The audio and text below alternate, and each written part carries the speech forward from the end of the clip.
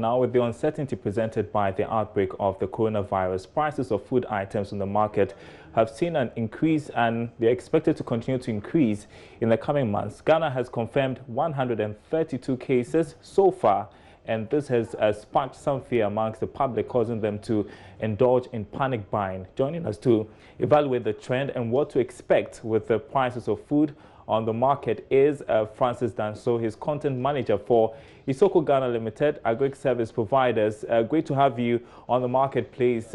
Can you paint a picture for us of what food prices are looking like on the market right now? Thank you for your question. Currently, prices are moving up from last week when especially markets in Accra were closed down for the disinfection, and I know it's going also on in the other parts of the region. And so, as you rightly said, people are engaged in panic buying, and so traders are also taking advantage of the situation, and then prices currently are moving up when you go to the various markets. And so from your investigation, which food items are going up in terms of prices? Which items are on high demand, are in high demand?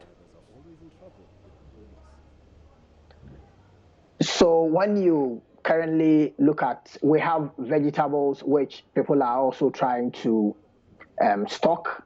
We have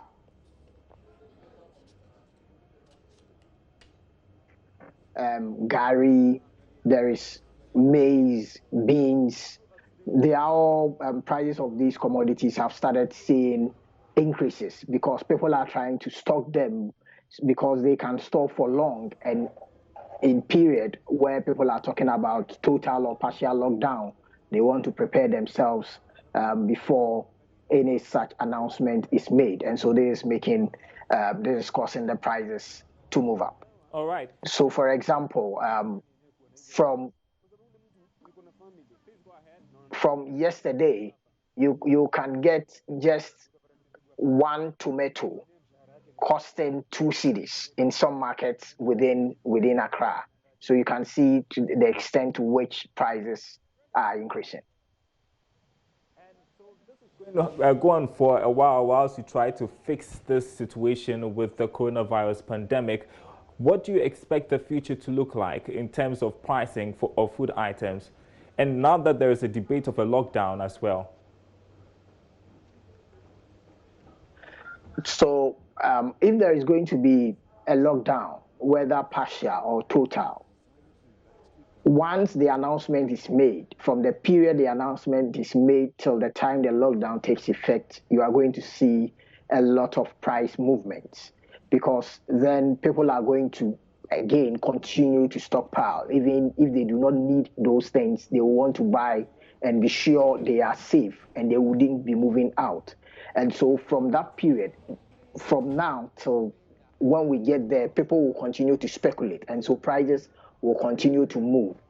And we should also not forget that because we are engaged in panic buying, it means that volumes that hitherto would have stayed on the market for a period of time, we are buying them within some few days, and so they will have to restock.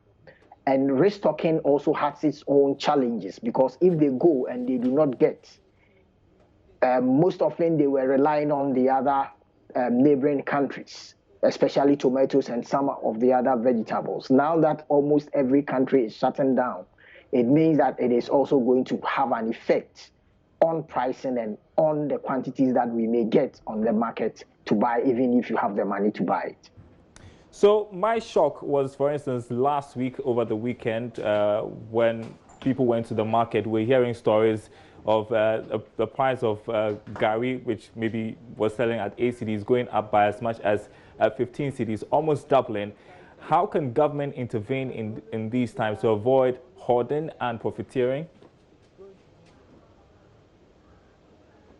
It will be difficult looking at the kind of markets that we operate. We operate a free market, and government do not set prices. So it is going to be difficult for government to intervene and say that sell your produce at this price or this price. It is going to be difficult. So all that we can do is to appeal to our Ghanaian traders, our brothers and sisters, to have mercy and not to look for too much profit in these difficult times.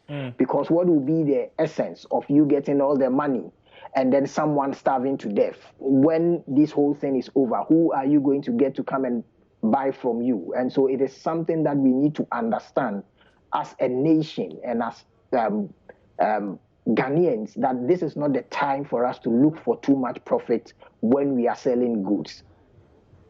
All right, Francis Eje-Danso, content manager at Isoko, thanks for your perspective. The only thing we can do now is appeal to our traders not to increase their prices during these times. That is all we can do, he says.